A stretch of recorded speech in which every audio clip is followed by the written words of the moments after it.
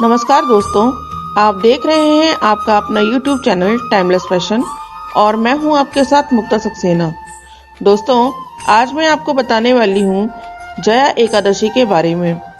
माघ शुक्ल पक्ष की एकादशी को जया एकादशी कहते हैं। यह एकादशी बहुत ही पुण्यदायी है। इस एकादशी का व्रत करने से व्यक्ति नीच योनि जैसे भूत प्रेत पिशाच की योनि से मुक्ति हो जाता है। भगवान विष्णु को समर्पित ये व्रत इसलिए श्रेष्ठ माना गया है क्योंकि इस दिन राजा हरिश्चंद्र ने व्रत रखकर सभी कठिनाइयों को अपने जीवन से दूर किया था। दोस्तों, जया एकादशी इस बार मंगलवार 23 फरवरी को पड़ रही है। दोस्तों, जया एकादशी की कथा इस प्रकार है।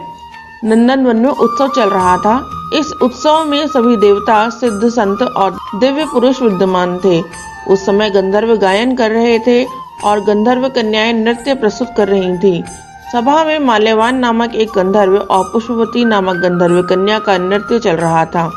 इसी बीच पुष्पवती की नजर जैसे ही माल्यवान पे पड़ी, वह उस पर मोहित हो गई। पुष्पवती सभा की मर्यादा को भूलकर ऐसा नृत्य करने लगी कि माल्यवान उसकी ओर आकर्षित हो जाए। माल्यवान गंधर्व कन्या की भाव भंगिमाओं को देखकर अपने सुध-बुध खो बैठा और गायन की मर्यादा से भटक गया, जिससे उसके सुर ताल उसका साथ छोड़ गए। इंद्र को पुष्पवती और माल्यवान के अमर्यादित कृत्य पर क्रोध हो आया और उन्होंने उन दोनों को श्राप दे दिया कि स्वर्ग से वंचित हो जाएं और पृथ्वी पर निवास करें। मृत्युलोक में अति नीच पिशाच योनि आप दोनों को प्राप्त हो। इस श्राप से तत्काल दोनों पिशाच बन गए और हिमालय पर्वत पर एक वृक्ष पर दोनों का निवास बन गया। यहाँ पिशाच योनि में इन्हें अत्यंत कष्ट भोगने पड़ रहे थे। एक बार माघ शुक्ल पक्ष की एकादशी के दिन दोनों अत्यंत दुखी हो उठे। उस दिन वे केवल फलाहार पर रहे। रात्रि के समय दोनों को बहुत ठंड लग रही थी, अतः दोनों रात भर साथ बैठकर जागते रहे। ठंड के कारण दोनों की मृत्यु हो गई और अनजाने में जया एकादशी का व्रत हो जाने से दोनों को पिशाच योनि से मुक्ति भी मिल गई।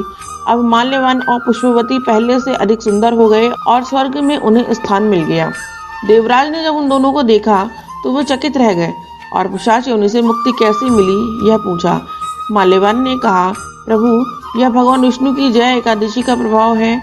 हम इस एकादशी के प्रभाव से पिशाच योनि से मुक्त हुए हैं। इंद्र इससे अति प्रसन्न हुए और कहा, आप जगदीश्वर के भक्त हैं, इसलिए आप अब से मेरे लिए आदरणीय हैं। आप स्वर्ग में आनंद पूर्वक विहार करें।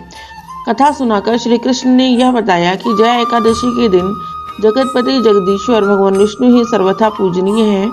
जो श्रद्धालु भक्त इस एकादशी का व्रत रखते हैं, उन्हें इस बात का ध्यान रखना चाहिए कि आहार सात्विक हो।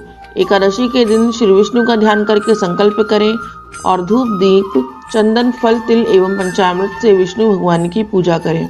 दोस्तों, इस प्रकार जया एकादशी की कथा समाप्त होती है। मुझे आशा है कि आप जया एकादशी की कथा सुनकर लाभ उठाएंगे। दोस्तों, यदि आपको ये वीडियो अच्छा लगा हो तो इसे लाइक एवं शेयर अवश्य कीजिएगा और कमेंट्स करके मेरा उत्साहवर्धन करते रहिएगा। धन्यवाद।